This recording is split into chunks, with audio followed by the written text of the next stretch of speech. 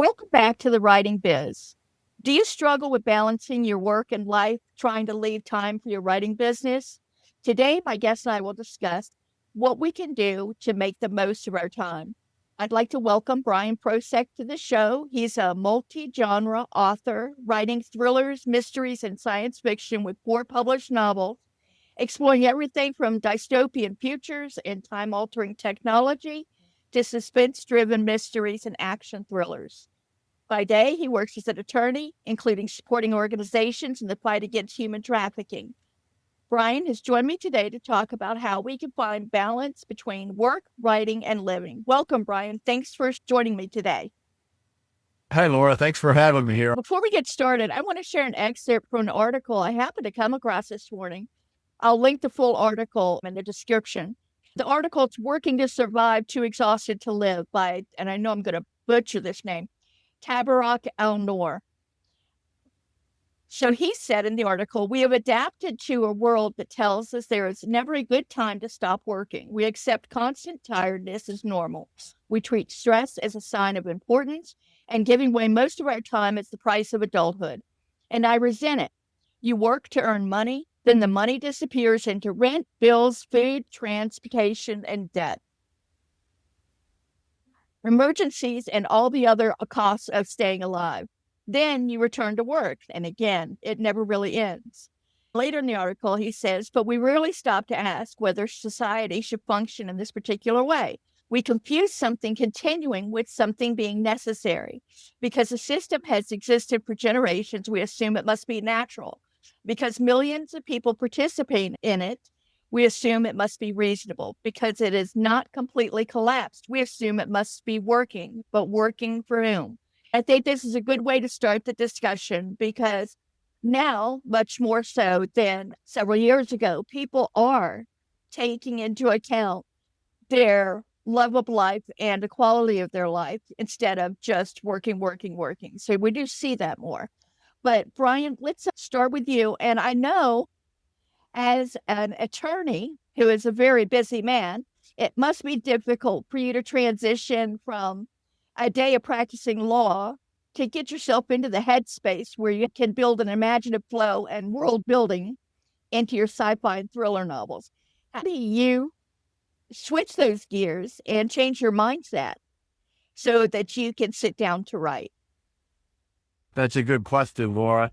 And before I kind of respond to that, I love what you read from that article, and it's so true. And maybe we can circle back to that because it popped a couple of things in my mind about people overworking and working so much, but how that might be changing a little. For me, it is hard to make that transition because you're right. With the practice of law and the type of writing I have to do there is quite a bit different than the imagination and fiction writing that's in my books. And it's kind of, sometimes I can't do it. Sometimes after a long day of difficult transactions, you're working on a transaction at work, and I get home and I just can't get in the mindset to write. But I try that every evening because that's the times that I have to write is late in the evening or on weekends. But it's really a matter of relaxing and unwinding first for a while, or working out. That's another way. Get rid of the kind of the stress from the day to then sit back, take a deep breath, and then kind of dive into the imaginative writing. Makes sense. I would think you probably do more writing on the weekends than you would during the week. Do you write more in the evening or in the morning? It's definitely evenings. I never in the morning. I pop up and start looking at the work emails, and then the day just takes off from there. So it's evening, but you're exactly right. Way more on the weekends, and particularly in the winter. Summer, there's always more activities and things outside to kind of draw you, housework or yard work and so forth. The bulk of my writing's on the weekends, and then even more so winter months. I think that's true for a lot of us. You're a pretty prolific writer, and it surprises me that you're able to do that with such a demanding legal career, because it's not just that you're in an office practicing law. You work with a human trafficking. Is that pro bono work? Yeah, exactly. So pro bono legal work for organizations, the anti-trafficking movement, both kind of locally where I live here in Columbus, Ohio. And then also with one organization, I travel and it's international work. And yeah, so it's, I guess, four buckets in my life. I have a day job, attorney work, the human trafficking work, writing work, and then family time. And it does become a struggle balancing that. Changes over time. So when the kids were young at home, and so I'd spend more time with them. But then when they're really young, they go to bed. So I'd write in the evenings. Then as they got older, I'd be spending more time with them as they moved out of the house and develop life of their own. That develops more free time for me, or more time that I would then shift over to the anti-trafficking work or writing work. So it's like it changes over time. So my first book, it took me 5 years to write because it just writing on that limited amount of time. I think the quickest book was maybe like 18 months. There's just not as much going on during that time period. Mine fluctuates between how busy my business is. Sometimes it's really busy. I have clients, like I have one particular client that does a huge event each year, which requires a lot of my participation. I find that you have to be able to give yourself grace and to be nimble with your schedule. But it's very easy to let the writing fall to the wayside and let other things take over. You can't let your writing take over your work because you need your job, and you can't let it take over your family because you love them and you want to care for them. So it gets put on the shelf, and we have to be really conscious of that not happening and be able to pick back up. That's exactly right, Laura. A great point. Because the work has to be done. I make the family a priority. So it's the writing, anti-trafficking work usually has events or deadlines. So that's set in stone. But if something's going to falter or fall by the wayside, it's the writing. And people ask me, do I have a set amount of words I try to write per day or a set amount of time? And I don't, because just as we talked about it flexes so much. I have to then be disciplined to, when I do have the time to make sure I fit that in or make the time for it. But you also said a good point. You said, give yourself grace. And that's true. So sometimes if I'm not doing anything else, if I sit down and just decide, hey, I want to watch a TV show, I'll start to feel guilty. Okay, this is time I should be writing. But sometimes you just need to be doing nothing completely. So you have to take care of yourself in that way as well. Yeah, I do the same thing. Yeah. I do the same exact thing. So is there anything that any kind of techniques, or do you use time blocking? I would assume you have to be really strict about a schedule. What tools do you use to make this easier for yourself? Yeah, that's another good question. And I don't physically block off writing time, but you're right, it's very scheduled. So everything's on the calendar. And so I know Wednesday night, I'm going to have 2 hours free. And so we'll plan on writing then. I won't block it on the calendar as writing time, but I know when those times are coming up, or I know the next Saturday, I have nothing going on. So I'm just going to stay in and write. So I handle it that way, which works well because you set the time aside. On the flip side, it makes me a very inflexible person. So I had that time set aside and someone calls and wants to do something. I'm like, no, and it's that same thing. I'd feel guilty if I went and do that. But you also have to balance if that's something where someone actually needs something. Hey, can you help me? Because I need to move a refrigerator or something. So you go help the friend or the person. But I struggle with that because every day is packed from the waking moment till I go to bed with what I plan to do. So it's hard to be flexible. It's a positive and a negative having that type of rigid schedule. I've heard the same thing about when you're dealing with clients, they have expectations. Everything and everybody in my life has an expectation. So I've mentioned before in the show, I had to really evaluate things to decide if I wanted to take up this podcast, or that again is another place that my time is spent. I do have to be fairly well organized. Not even fairly well, I have to be really organized. And if I need extra time somewhere, sadly, it is in the writing that it gets eaten up. Exactly. I had someone ask me not long ago, name 3 things that are really key to your writing and being the same thing you said, of being able to do all these four different buckets. Give us three things. I said organization and organization. So that, yep. Right. So you've successfully written in so many different areas, so many different genres, and you're currently moving into cozy mysteries. How does your experience in one genre inform your process in another? And does your legal background help you structure your plot twists? So the second question I'll answer first, because that's the easier Sure. one. And it does not actually. So I know a lot of attorneys become writers or litigation attorneys. So they're more used to drafting kind of a story type because they're trying to convince the judge, the jury, where I'm a business contract attorney. So whatever, the less I say, the better in the contract. You try to be real succinct. I have to disengage from that type of writing and re-engage into the creative writing. So that's, if anything, it's more of a hindrance than a help. I started in sci-fi because I loved sci-fi growing up and to watch its movies, TV shows, and everything. So I knew a lot about sci-fi. So that's where I wanted to start. And I actually started with young adult science fiction just because I thought young adult would be easier to write to kind of get my feet wet. So that's how I started. And that's a very niche genre, young adult sci-fi. So from there, I wanted to branch out.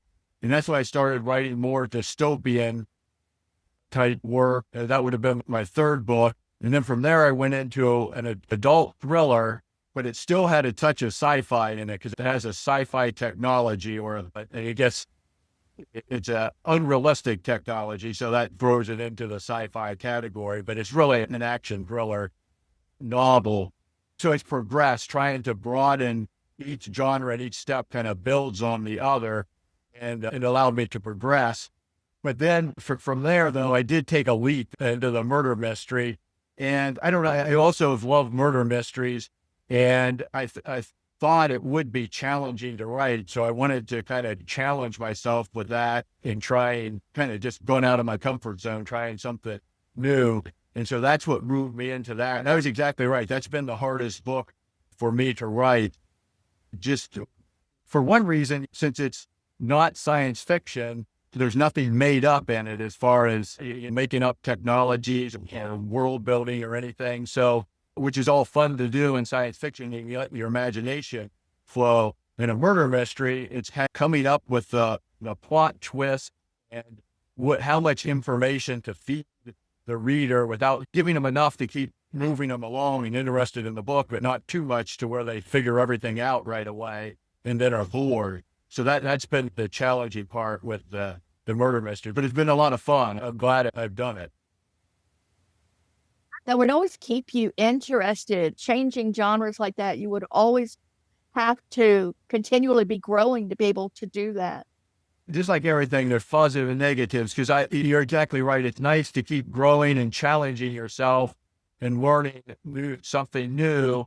But one could argue that what is the jack of all trades, but you're the master of none. So if I stuck with just, say, science, adult science fiction, I could be maybe super prolific in just that genre. But I like challenge, spreading it out. And the ideas I get, they just pop in a conversation or something, and all of a sudden I have an idea of writing this story, which fits into just a different genre.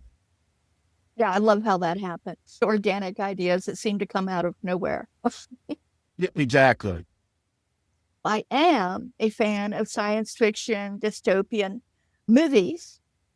I don't read them very often, but I'm just finished book one of a series by another guest. It's a zombie book. So it has the dystopian Yep. flavor to it. It's called Resurrection, but it was really enjoyable. But I can honestly say probably the last dystopian book I read was The Road.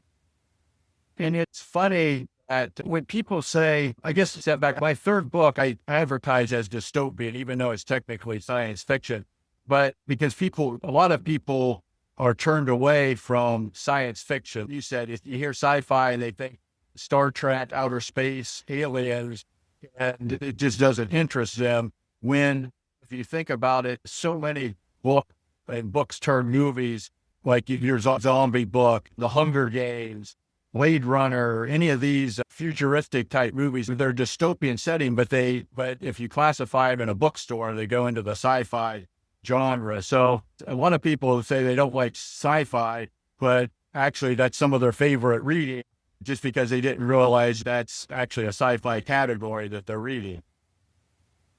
I'm really enjoying this book. I just picked it up on a whim and said, okay, I'll give it a shot. And I'm glad I did. He's actually optioned it I believe for a movie, not a series. Oh, that's the Resurrection book? Yes. Yeah. Yeah. The name of it's Resurrection. I'll have to check that out. When you sit down to write, are you a outliner? Are you very organized, or are you more, do you just write by the seat of your pants? Yeah. Yeah, that's great. Because as organized as I am in life and getting to writing, I'm less organized when I write. So I always start with the idea and just a kind of a rough outline of really almost kind of the middle of the book, because whatever my idea usually starts in the middle.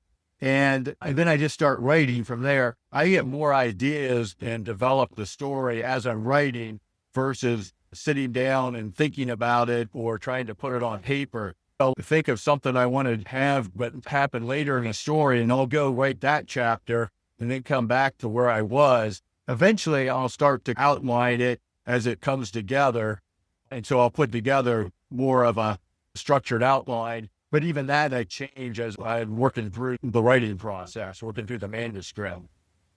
So when you go into the second draft, do you get more organized then to make sure that you're hitting your plot points and having the story flow the way it should? Yeah. So after I get everything down on paper, like you say, a rough draft, then I'll go back. And a lot of times even before I'm completely finished, because I kind of want to make sure everything ties together, even in my first draft. But yeah, at that point or before the second draft, I'll then have everything planned out and structured and outlined. So then I can go back through and make sure it ties together before I then send it to the beta readers for them to pick it apart and see if I've missed anything.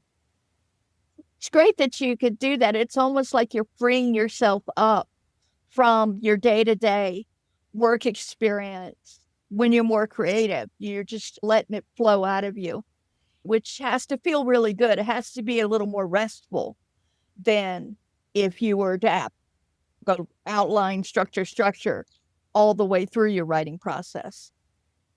Yeah, that's a good point, because then that kind of takes you full circle back to your first question, is how do I transition from the day job to writing? And that's a good point that I hadn't thought about. Could be why I do it that way, is the transition process, as I let the creative juices flow in the writing process. I know that lawyers do a lot of writing as it is. I mean, it's a very on the paper type job. Did you always love writing all your life? Is that what led you into law? Was part of that? How did you end up being a writer as opposed to just a lawyer? I enjoy making up stories, whether it's in my mind or starting to scratch it out on paper. So in a sense, I've always enjoyed the creative writing. I didn't really want to be an attorney or go to law school to write. I wanted to be a business attorney, which we write contracts, but a little less writing than some of the other practice areas. I just like the business nature of practicing law, learning the company's businesses and so forth. So I don't think the two, for me, didn't really tie together. I know they do for a lot of attorneys, because they'll transition from using their legal writing skills into their creative writing. And a lot of them write. John Grisham, his start and so forth, is writing legal thrillers. And so that transition's a little better. But for me, I think there's always been a separation between the two that worked out well, because it gives me kind of a break from one going into the other. But also, so it makes it easier, but also struggle a little trying to transition, as we've been talking about, from one to the other. Because I know during the time of my outside the home working life, I did not write very much at all, especially the part when I went back to college and was also working full time. I wrote for college, of course, but outside of that, I did not really. And it wasn't until I got older and redefined my life, I made more room for the writing. And my schedule is obviously a lot more flexible now, even though I have commitments, that it freed up a lot for me. I've always loved to write since I was a little bitty kid, but sometimes it just takes some of us a while to get around to it. Yeah, you're exactly right, Laura. And I think it's true for me. And I think it's true for a lot of people. It's kind of, you want to do it, but it's it's when you can. And I was the same way. I didn't start writing till later as well. So yeah, like I say, I think that's true. But also, for one bit of advice, people always, or they always ask about what's a piece of advice for someone who wants to write or has a story that they want to write. Then my piece of advice there is just start writing, because there's never like a perfect time, because people will wait and wait, but then they wait too long and never get around to it. So at some point, if it's in your mind, you have that kind of ambition, I just start getting it down on paper or down on the computer and see where it goes. That can change everything. So let me ask you another question. What's the biggest lesson you've learned about the business of being an author that you wish you knew earlier? The biggest lesson would have to be how hard marketing is. So as hard as it is to write a book, get it, submit it to publishers, take the rejections, finally find the publisher, publish it, get it through that whole process. And then even if you have a traditional publisher, which you think, hey, once I have a publisher, then it's just going to sell. They're going to put it in bookstores and everyone's going to buy it. But that's not true. It still boils down to your personal individual marketing. And that's challenging, whether it's coming up with that plan, whether it's through social media marketing, Amazon, BookBubs, Goodreads, combination of all this newsletters, everything that you have to roll together into a plan to try to get your book out there in front of people. It is a challenge. And I had no idea that it was that hard or that it took that much effort, because that's really, now at this point with 4 books, I could have a whole day giving up everything else and just market, trying to sell books. That's really actually almost like a 5th bucket that takes place, is trying to get the book out there to the public. It's not just the action of doing the marketing. You have to learn how to do it effectively. That's even more difficult piece of the puzzle. Do you end up doing your marketing yourself, or you've been hiring people to help you? I started out for the longest time trying to do it myself, and just with everything else going on, didn't have the time. So I wasn't putting the effort into it that it needed. I did actually hire a freelance marketer, independent contractor, and pay her by the hour. And so she helps with everything. I'll video myself doing something, whatever she tells me and what she wants me to say. And I send that to her. Then she does all the posting for me. She works on my Amazon marketing, book clubs, everything else that I mentioned. I still do the newsletters myself, but I've been able to push a lot of that off onto her. She does a fantastic job. I bet that has helped you quite a bit, just having that off your mind too, knowing that somebody's helping to take care of that and you're not worrying about it. Exactly. And I talk to other authors that how do they do it time-wise? And I think the difference is that some authors started doing this with a day job or not. They give up that job. So then they spend all their time writing and marketing, and that works great for them. With me still doing the attorney gig, I don't have that time, but I figure I have that income that I can use to hire someone. So it's whatever approach works for the particular writer. Don't know what I would be doing if I didn't have the marketing experience I have in the past. It's not only hard finding the time, it's hard to set up the systems and to get organized and set up the calendars and all the things that you need. And I think that's where a lot of the disconnect is. Writers hear, oh, well, I know I'll have to market my book, but they don't understand what that will involve and what they need to know to do that. And also, too, you should start whenever you think you should start earlier than that. That's exactly right. And you're right. Yeah, your podcast, you have the same situation. You have to do all the behind the scenes work, do the podcast, but then that doesn't even cover the time you spend marketing to get this out in front of your audience. And you're exactly right. Learning how to do it and what goes on behind the scenes. If you scroll social media, you see all these great posts that you think someone just, all they had to do is click send and it's on their Facebook or Instagram site. But it takes a lot of time putting that material together to get it out, to be able to put it on social media. It does. It really does.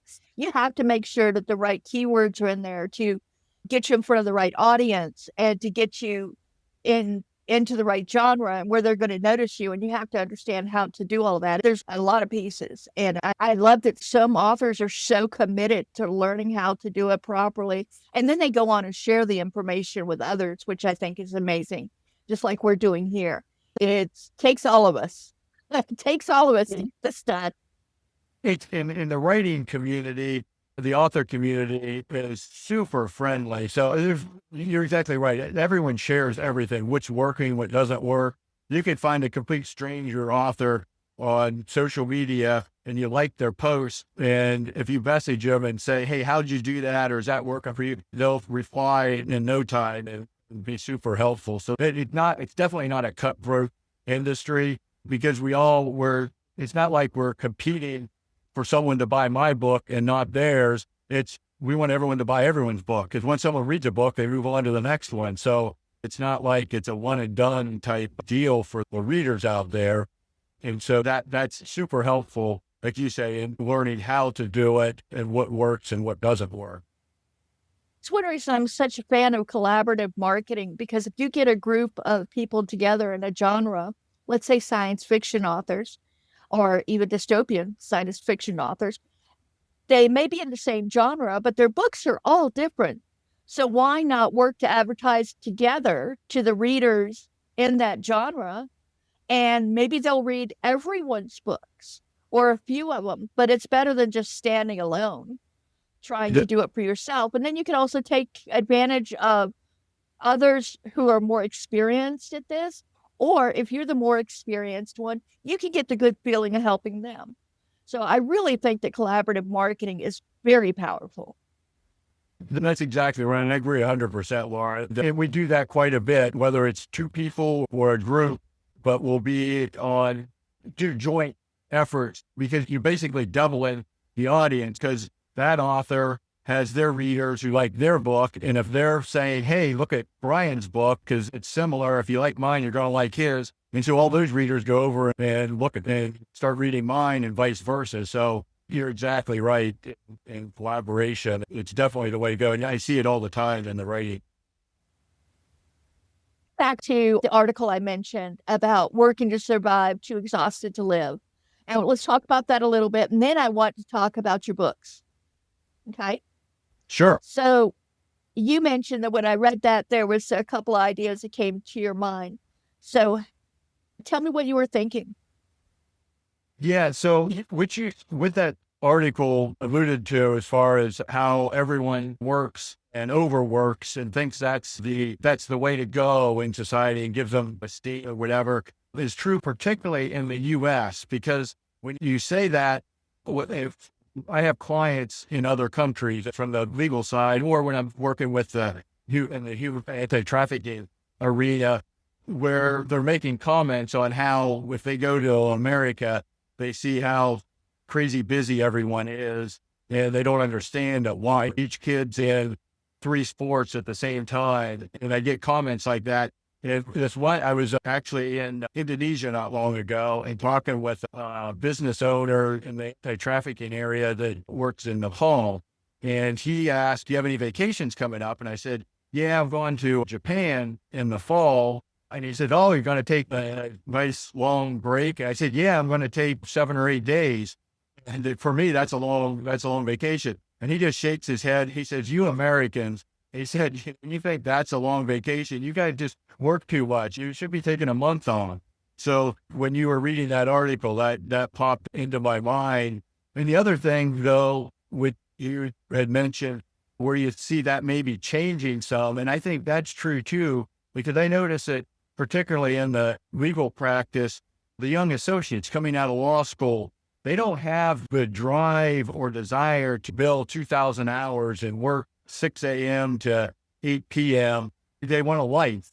And I think that's a good thing. And where my generation and generations before that, it was like work. If I'm going to work, when I become a partner, then I don't have to work as much. So you work like crazy, become a partner. But what do you do then? Well, now my clients need me. So I'm going to work some more. And you never slow down. So I like that article. It really hit home, and it's really so true. People are thinking more with an entrepreneurial experience, an entrepreneurial mindset to starting their own business so that they can find a little more freedom in their schedule. That being said, and having your own business can also cause the opposite effect to where you don't have any time left. But I see a lot of changes. My first grandson is 22, and the way he thinks about things is very different from the way I thought about things when I was in my 20s, as far as That, how much work he had to do. And he works hard, but it's not all encompassing his life like it was me, to where I defined myself by how much I worked and what my job was. His isn't like that.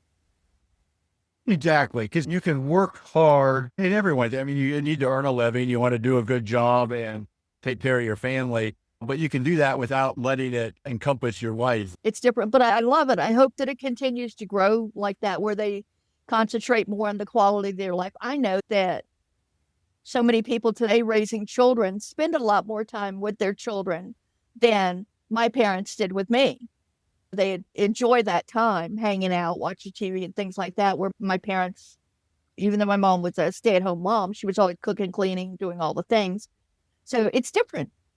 It's a different type of place that we find ourselves in. And I'm not saying that's true across the board, but there is a little bit of shift, and I'm glad to see it. And I hope that it continues. I think that people need to sit back and think about what they want from their lives. You're bringing up the international example of that. That's very true. In a lot of countries, like Italy and Mexico, a lot of different countries, they really take time to have relaxing time with their families. It's not work 12 hours a day. Exactly.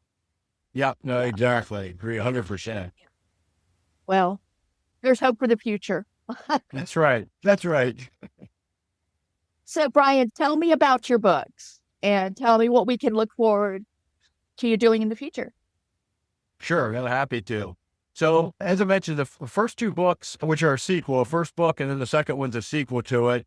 They call it the Earth United series, but it's The Brighter the Stars and the Darker the Skies.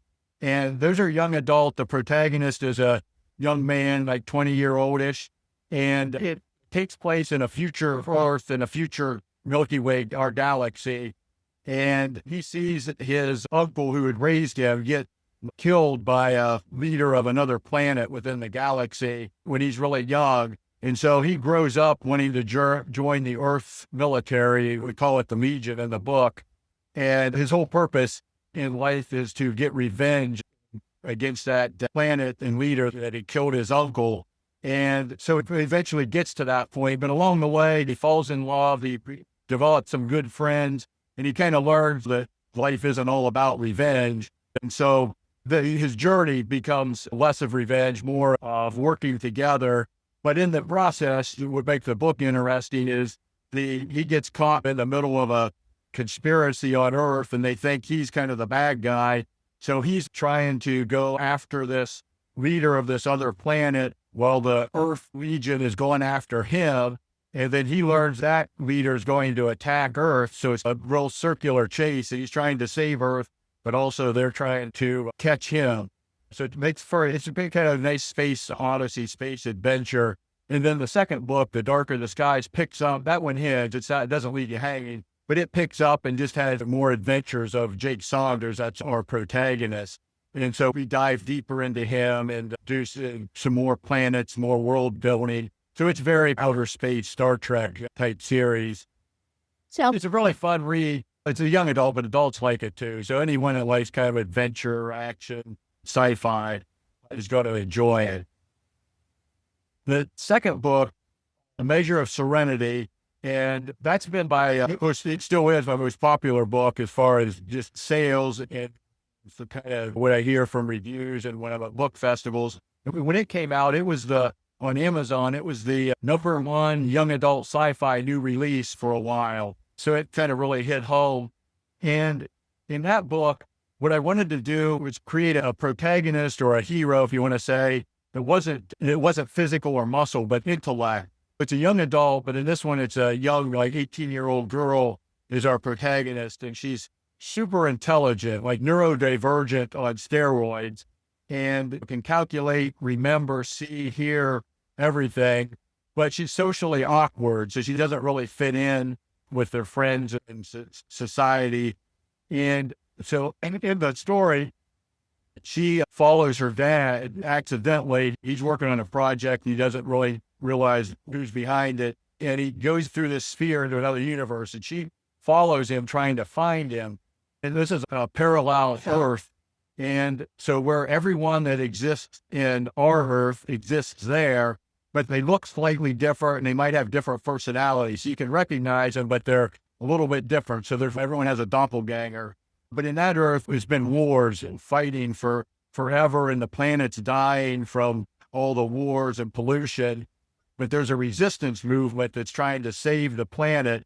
And the leader of that resistance was her doppelganger, who was a outspoken fighter, military ex-Marine.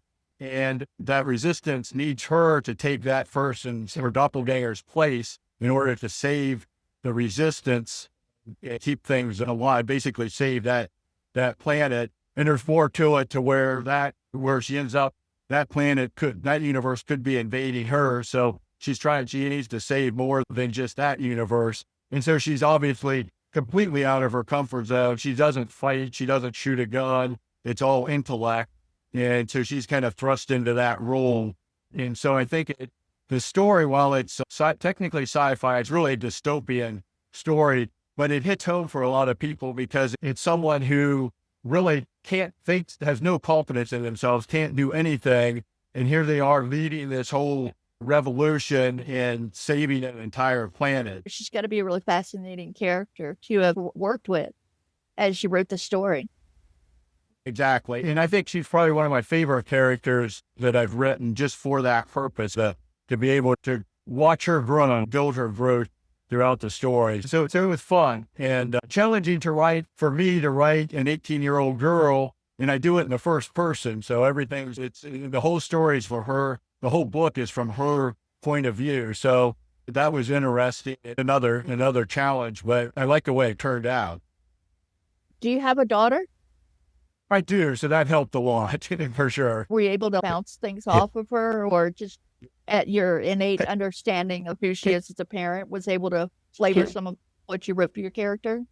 Yeah, I think it was more the latter, just the understanding. And then I coached her soccer team from when they were like 8 years old, clear up through graduating high school. We had always the same group of girls. So I grew and learned a lot around them, which I think was helpful in developing Serenity, our protagonist. Then I moved to the fourth book is an adult action thriller sci-fi that I mentioned.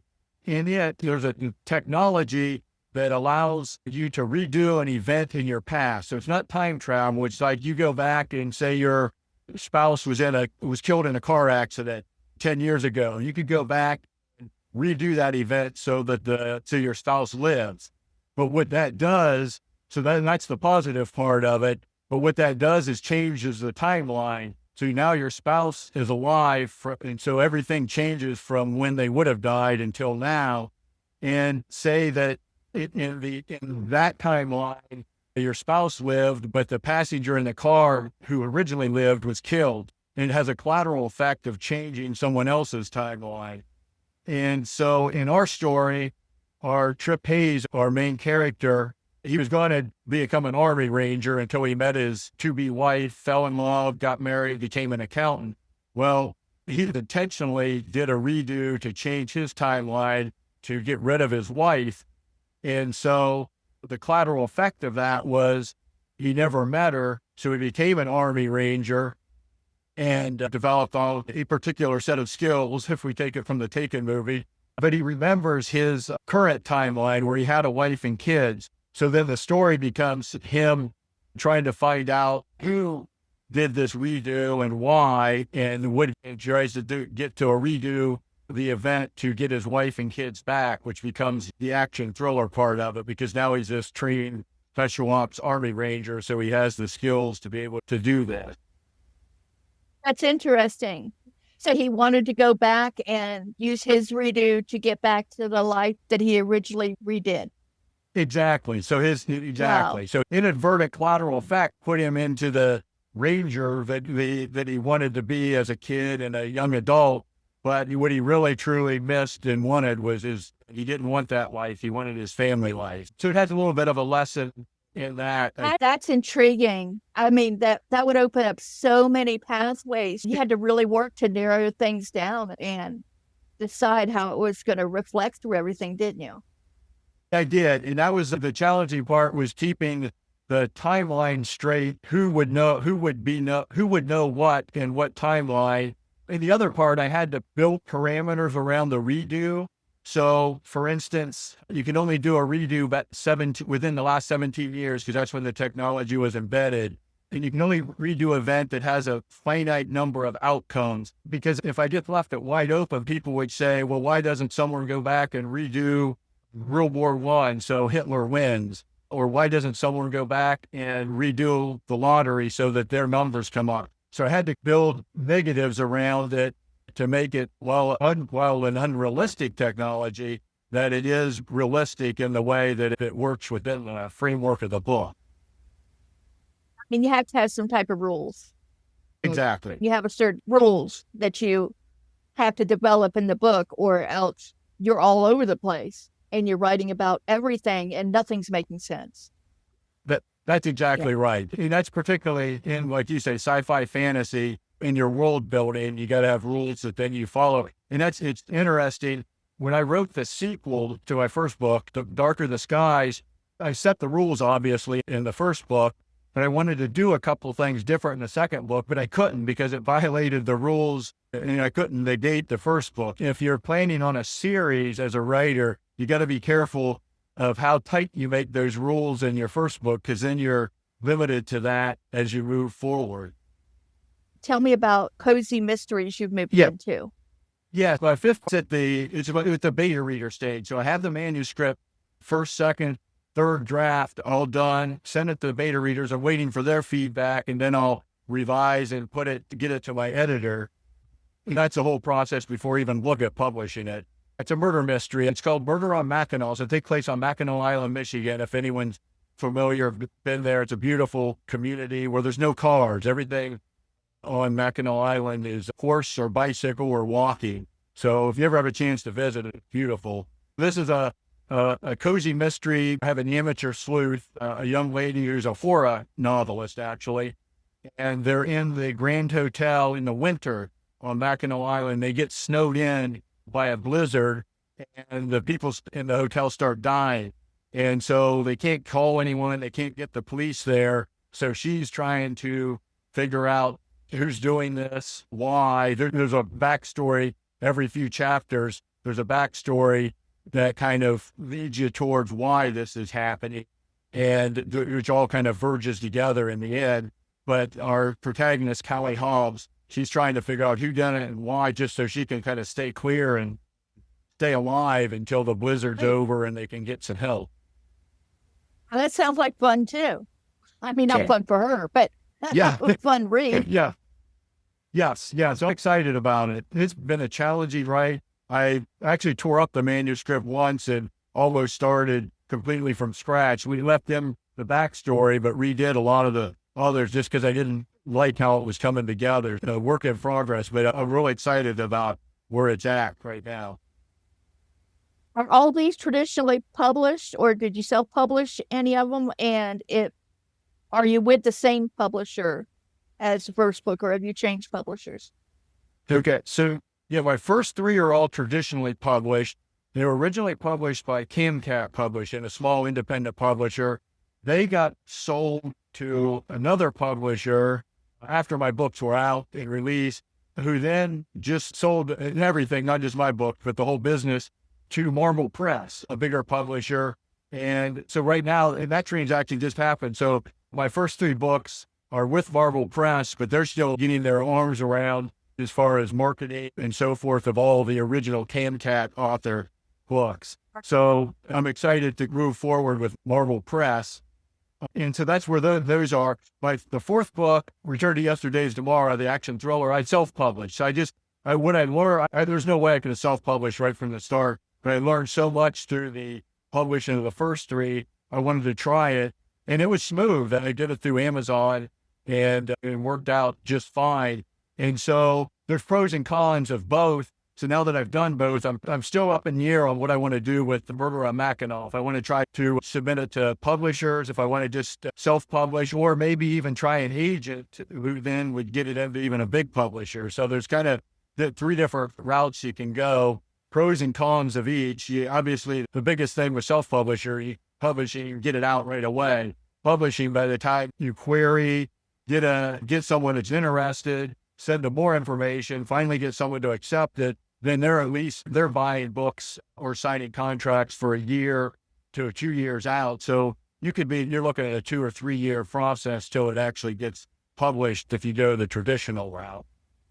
At least you have that experience behind you so that you can make an informed decision about what you want to do. It's very hard for new authors to figure that out. Exactly. And it's hard. And so I get a question, which should I do if you're a new author? It's really a flip of the coin. It's kind of, because there's so many pluses and minuses. And if you haven't been through it, it's just, I'll give as much advice I can, as all authors will, but it finally kind of comes down to just a personal decision.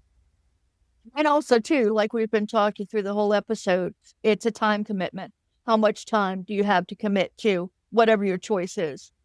It's best to have some type of business plan put together so that you can understand all the different actions and reactions of your choices and how much things are going to cost you in time and in money and what you can make room for in your life. Exactly. And whichever route you go, back to our one point on how much time it takes in learning marketing, the business plan and marketing plan you need no matter what, because the first thing a publisher, even before they accept your book, part of the query is, what's your business plan? What's your because they want you to have that thought through. So whether you're going to do it yourself through self-publishing or through additional publisher, you still have to have that in place. And like you said, when you think you need it, you actually needed it 3 or 6 months before then. Sure. Yeah. Bryan, I really appreciate you taking the time with me today. And I will put all of your information in the show notes. People know how to reach out to you and buy your books. You'll also be on the website, so they'll have that information there. But I really appreciate you taking the time out of your extremely busy life to sit with me. Thank you, Laura. I appreciate you having me. It's been fun chatting with you. Yeah, it was an absolute joy. I enjoyed the conversation. To learn more about the podcast and to sign up to be the first to learn about when episodes do come up, please visit thewritingbiz.com. And until next time, take what you've learned and put it to work in your own writing biz. Thanks, Bryan.